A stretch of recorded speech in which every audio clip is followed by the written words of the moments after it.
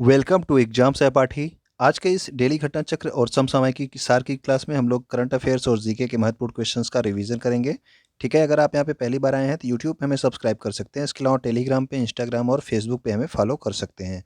तो आइए स्टार्ट करते हैं आज की क्लास। सबसे पहले देखते हैं हम लोग भारत और विश्व में प्रथम। ये हम लोग आज आज के इस वीडियो में हम लोग जनवरी माह के महत्वपूर्ण क्वेश्चंस का रिवीजन करेंगे। ठीक है, दुनिया की पहली कंपनी जिसका शेयर बाजार मूल्य $3 ट्रिलियन तक पहुंच गया, वो कौन सी कंपनी है? तो वो कंपनी थी आपकी एप्पल कंपनी। ठीक है ना। भारत के पहले ओपन रॉक संग्रहालय यानी कि ओपन रॉक म्यूजियम का उद्घाटन कहाँ पर किया गया? तो भारत का जो पहला ओपन रॉक म्यूजियम है ये आपके खोला गया कहाँ पे? हैदराबाद, तेलंगाना में।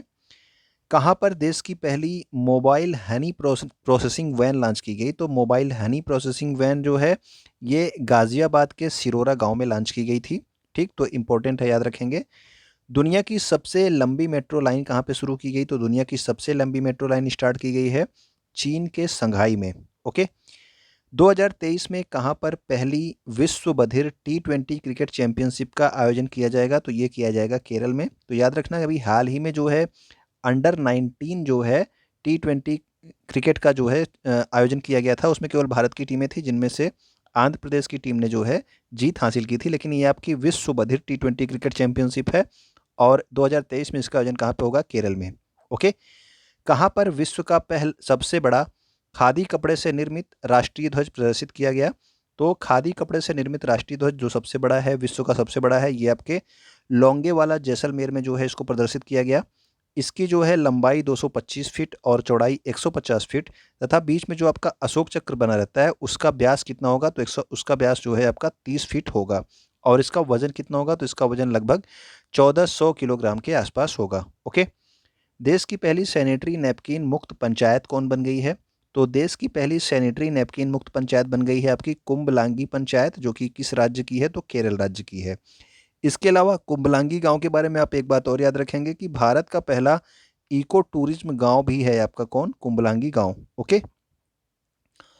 अमेरिकी सिक्के पर दिखाई देने वाली पहली अश्वेत महिला कौन बनी है? तो अमेरिकी सिक्के पर पहली बार किसी अश्वेत महिला की फोटो बनी है, उनका नाम है माया एंजेलो। और ये क्या है? तो ये एक कवयित्री हैं। ठीक है ना। यूपीआई ऑटो पे सुविधा शुरू करने वाली पहली दूरसंचार कंपनी, तो पहली दूरसंचार कंपनी आपकी कौन बन गई है? जियो, जिसने आपके यूपीआई की ऑटो पेमेंट की सुविधा स्टार्ट करी है।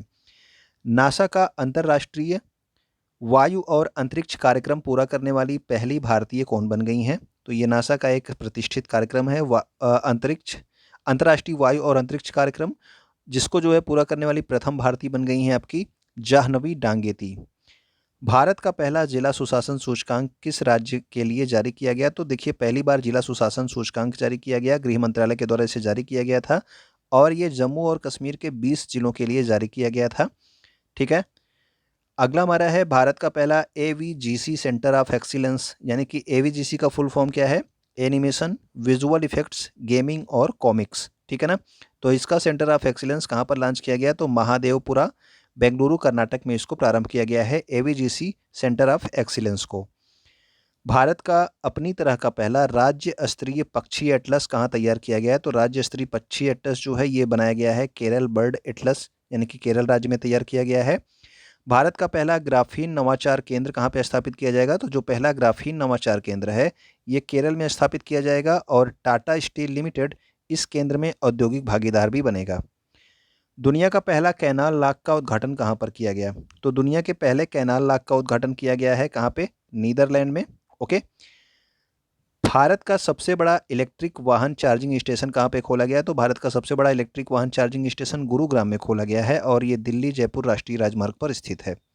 आनुवांशिक रूप से संशोधित सूअर से हृदय प्रत्यारोपण प्राप्त करने वाले दुनिया के पहले व्यक्ति कौन बन गए हैं? तो इसमें जो है मनुष्य में सूअर का हृदय लगाया गया है। और किस मनुष्य के अंदर लगाया गया? तो डेविड बेनेट के अंदर ये हृदय लगाया गया है। ओके। तो हम लोग क्या कर रहे हैं? हम लोग जनवरी माह के महत्वपूर्ण करंट अफेयर्स का रिवीजन कर रहे हैं। ठीक है। तो अब इसमें हम लोग देखेंगे जनवरी माह के महत्वपूर्ण पुरस्कारों को। और ये भी याद रखना कि जो मैं आपको बार बार रिवीजन कराता हूँ उनको मैंने इसमें शामिल नहीं किया है। ठीक है। जो मैंने कम रिवीजन कराए हैं उन्हीं सब पॉइंट्स को इसमें जो है आपको शामिल किया गया है। असम सरकार ने उद्योगपति रतन टाटा को अपना सर्वोच्च नागरिक सम्मान कौन सा प्रदान किया तो असम वैभव, ठीक है ना। असम का सर्वोच्च नागरिक सम्मान है असम वैभव, और ये प्रदान किया गया रतन टाटा को, ठीक। राष्ट्रीय स्टार्टअप पुरस्कार 2021 में कर्नाटक ने सबसे अधिक पुरस्कार प्राप्त किए। याद रखना कि राष्ट्रीय स्टार्टअप पुरस्कार 2021 जो प्रदान किए गए, इसमें किस राज्य को सबसे अधिक पुरस्कार? कर्नाटक को। और इन्होंने 46 राष्ट्रीय पुरस्कारों में से 14 पुरस्कार किसको प्रदान हुए? तो कर्नाटक को ही प्रदान किए गए। अभी हाल ही में तीसरे राष्ट्रीय जल पुरस्कार 2020 की घोषणा की गई, और इसमें जो है उत्तर प्रदेश को जल संरक्षण के प्रयासों में सर्वश्रेष्ठ राज्य के रूप में चुना गया है। ये भी याद रखेंगे कि राष्ट्रीय जल पुरस्कार 2020 में उत्तर प्रदेश को सर्वश्रेष्ठ राज्य के रूप में चुना गया, और उत्तर प्रदेश का जो मुजफ्फरनगर है, ठीक है ना, तो इससे जो है उत्तरी क्षेत्र में सर्वश्रेष्ठ जिले का पुरस्कार प्रदान किया गया। यानी कि पूर्वी क्षेत्र, पश्चिमी क्षेत्र, उत्तरी क्षेत्र, दक्षिणी क्षेत्र, इस तरह से क्षेत्र डिसाइड थे। तो उत्तरी क्षेत्र में मुजफ्फरनगर को राष्ट्रीय जल पुरस्कार में सर्वश्रेष्ठ जिला घोषित किया गया। सर्वश्रेष्ठ ग्राम पंचायत उत्तर क्षेत्र में कौन बनी? तो ये आपकी बनी है धसपद, जो कि अल्मोड़ा उत्तराखंड में है। ओके, अगला हमारा है बॉलीवुड अभिनेत्री सुष्मिता सेन को Washington DC South Asian film festival में international association of working women award, तो वर्किंग वुमेन अवार्ड अगर आपसे पूछा जाएगा तो ये कौन है? ये सुष्मिता सेन को जो है दिया गया है। ओके, नेक्स्ट हमारा है सुभाष चंद्र बोस के नाम से एक आपदा प्रबंधन पुरस्कार प्रदान किया जाता है, सुभाष चंद्र बोस आपदा प्रबंधन पुरस्कार, और 2022 के लिए ये दो श्रेणियों में प्रदान किया गया। संस्थागत श्रेणी में ये गुजरात की आपदा प्रबंधन संस्थान को प्रदान किया गया, जबकि व्यक्तिगत श्रेणी में प्रोफेसर विनोद शर्मा को सुभाष चंद्र बोस आपदा प्रबंधन पुरस्कार प्रदान किया गया है। कोवलम केरल में केरल कला और शिल्प ग्राम संगठन, ठीक है, तो इसे यानी कि केरल कला और शिल्प ग्राम संगठन को दुनिया के सर्वश्रेष्ठ शिल्प गांव के लिए अंतर्राष्ट्रीय शिल्प पुरस्कार 2021 से सम्मानित किया गया। तो याद रखना, अंतर्राष्ट्रीय शिल्प पुरस्कार 2021 से किसे सम्मानित किया गया? तो केरल कला और शिल्प ग्राम संगठन को। ढाका इंटरनेशनल फिल्म फेस्टिवल में एशियाई फिल्म प्रतियोगिता खंड में भारत के कूझंगल को सर्वश्रेष्ठ फिल्म का पुरस्कार प्रदान किया गया है। तो ये कौन सा? ढाका इंटरनेशनल फिल्म फेस्टिवल में प्रदान किया गया है। एशियाई फिल्म के प्रतियोगिता में कूझंगल फिल्म को सर्वश्रेष्ठ फिल्म चुना गया। अभिनेत्री हर्षाली मल्होत्रा, जिन्होंने बजरंगी भाईजान में छोटी जो है बच्ची का किरदार निभाया था, इन्हें जो है 12वें भारत रत्न डॉक्टर अंबेडकर पुरस्कार 2022 से सम्मानित किया गया, ठीक है ना।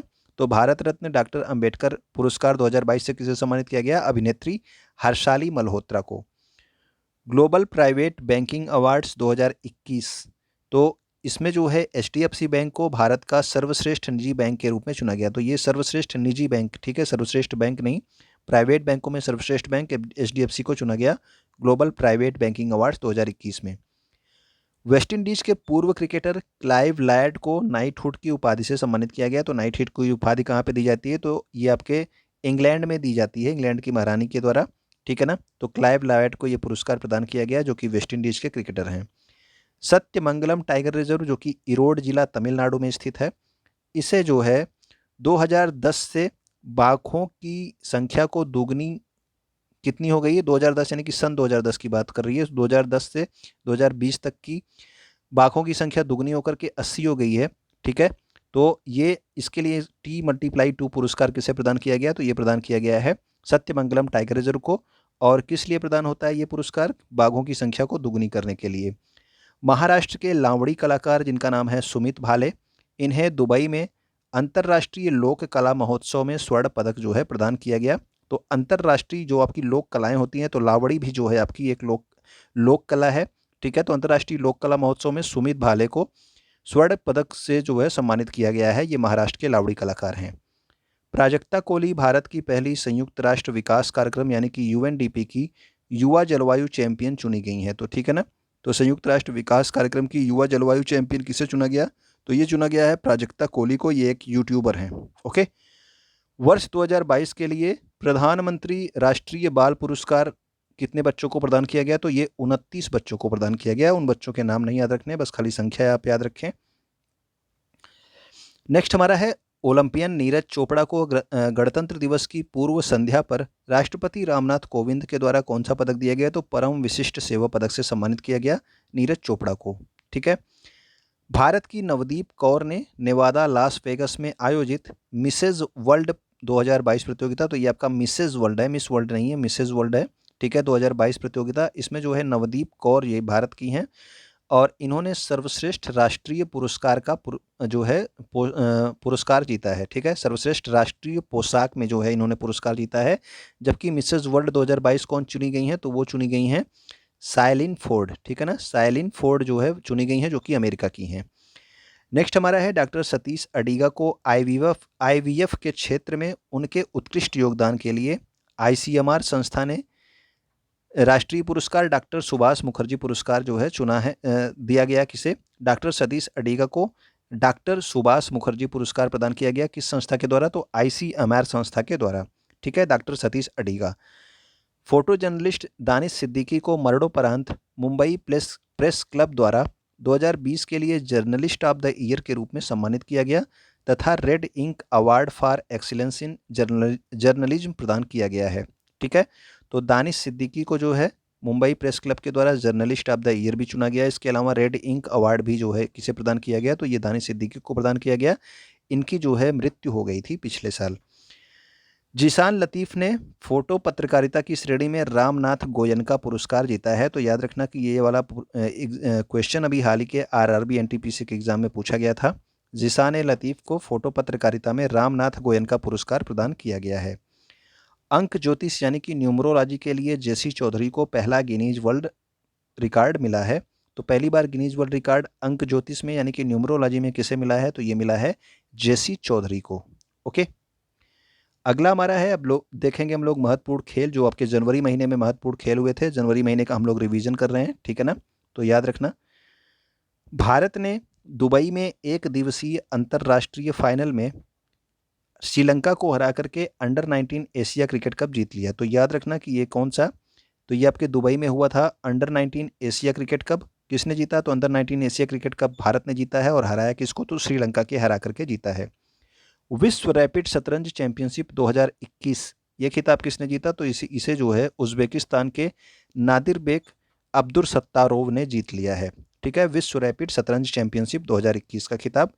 अगला हमारा है पीवी सिंधु ने क्या जीता है, तो पीवी सिंधु ने लखनऊ में आयोजित सैयद मोदी अंतर्राष्ट्रीय टूर्नामेंट में महिला एकल का खिताब जीता है। तो याद रखना कि ये लखनऊ में हो रहा था सैयद मोदी अंतर्राष्ट्रीय टूर्नामेंट। और पीवी सिंधु कौन सा खेल खेलती हैं, अगर आपको पता हो तो आप कमेंट करके बताना किस खेल में इन्होंने जीता है।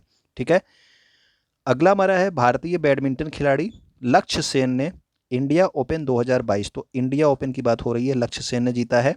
पुरुष एकल फाइनल में जो है इन्होंने लोह कीन यू को हरा करके अपना सुपर 500 खिताब जीता है। तो ये आपका जो इंडिया ओपन 2022 है, इसमें आपका सुपर 500 खिताब किसने जीता, लक्ष्य सेन ने जीता। 2022 महिला हॉकी एशिया कप टूर्नामेंट में भारत ने चीन को हरा करके आपके कांस्य पदक जीता। और सीधा सीधा यही क्वेश्चन आपके आरआरबी एनटीपीसी में जो है अभी हाल ही में पूछ लिया गया था।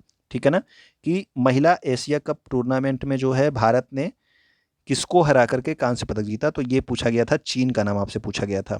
ओके, तो इसीलिए जिसको हरा रहे हैं वो भी आपका जरूरी है। आपके एग्जाम में ये नए ट्रेंड चल रहे हैं कि आपका किसने जीता वो ना पूछ करके ये पूछ रहे हैं कि किसको हराया है।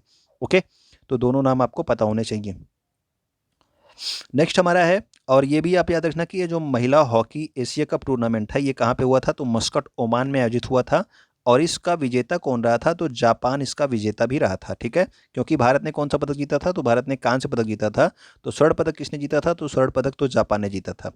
महिला हॉकी एशिया कप टूर्नामेंट है ये। ठीक है, ओमान में आयोजित हुआ था।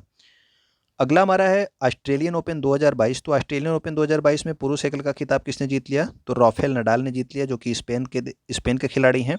और महिला एकल का खिताब किसने जीता, तो महिला एकल का खिताब एशले बार्टी ने जीता, जो कि ऑस्ट्रेलिया की हैं। और एशले बार्टी ने अभी हाल ही में क्या ले लिया है, तो इन्होंने ले लिया है संन्यास। ठीक है ना, ये भी आप याद रखेंगे। आईसीसी महिला क्रिकेटर ऑफ द ईयर के लिए राचेल हेहो फ्लिंट ट्रॉफी किसे प्रदान किया गया, तो याद रखना कि जो आईसीसी का महिला क्रिकेटर ऑफ द ईयर होता है इसके पुरस्कार का नाम ये भी है आपका राचेल हेहो फ्लिंट ट्रॉफी।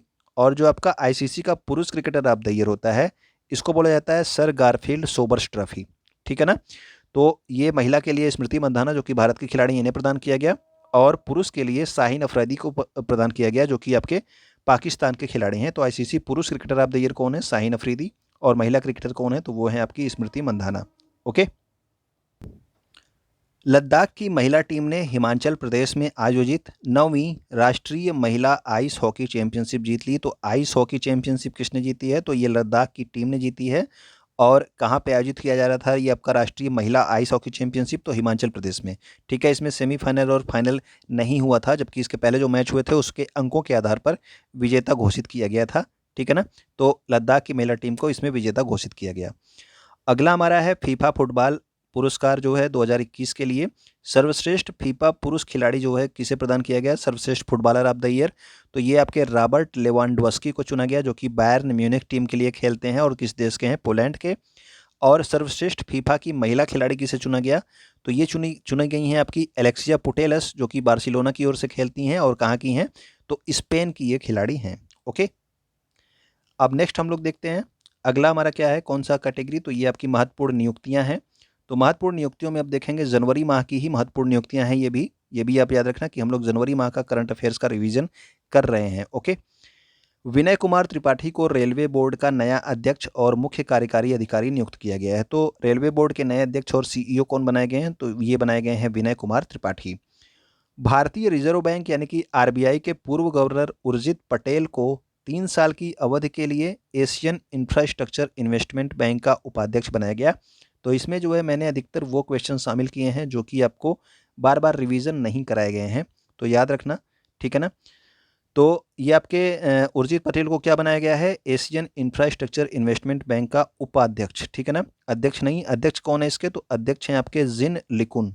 जिन लिकुन इनका नाम है, ये आपके क्या है? इसके अध्यक्ष हैं। ठीक, अगला हमारा है जी अशोक कुमार को जल शक्ति मंत्रालय के तहत राष्ट्रीय स्वच्छ गंगा मिशन का महानिदेशक के रूप में नियुक्त किया गया है। तो जी अशोक कुमार राष्ट्रीय स्वच्छ गंगा मिशन के जो है महानिदेशक बनाए गए हैं। और जी अशोक कुमार को भारत का रेन मैन कहा जाता है। ठीक है ना, रेन मैन ऑफ इंडिया यानी कि वर्षा आदमी आप समझ सकते हो हिंदी में। तो रेन मैन आपका किसको बोला जाता है? तो जी अशोक कुमार को बोला जाता है। संयुक्त राष्ट्र में भारत के स्थायी प्रतिनिधि टीएस तिरुमूर्ति, ये आपको अभी पढ़ाया गया कि अस्थायी प्रतिनिधि अब जो है रुचिरा कंबोज हो गई हैं।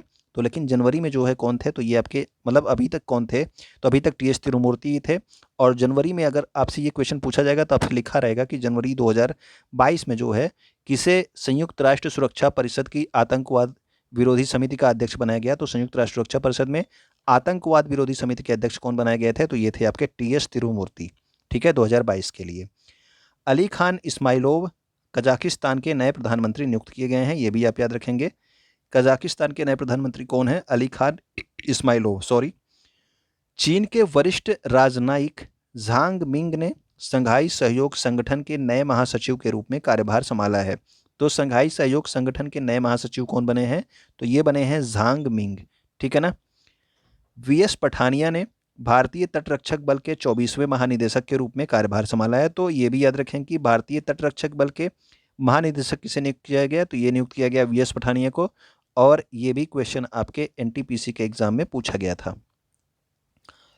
दिलीप संघानी इफ्को के नए अध्यक्ष के रूप में नियुक्त किए गए हैं। तो दिलीप संघानी इफ्को के नए अध्यक्ष के रूप में नियुक्त किए गए हैं। तो अभी इफ्को का जो है एक नैनो यूरिया का एक संयंत्र जो है क्या किया गया? इसका उद्घाटन किया गया। तो आप लोग को कमेंट करके बताना है कि जो नैनो यूरिया का संयंत्र है ये कहाँ पे स्थापित किया गया है, किसका उद्घाटन कहाँ पे किया गया।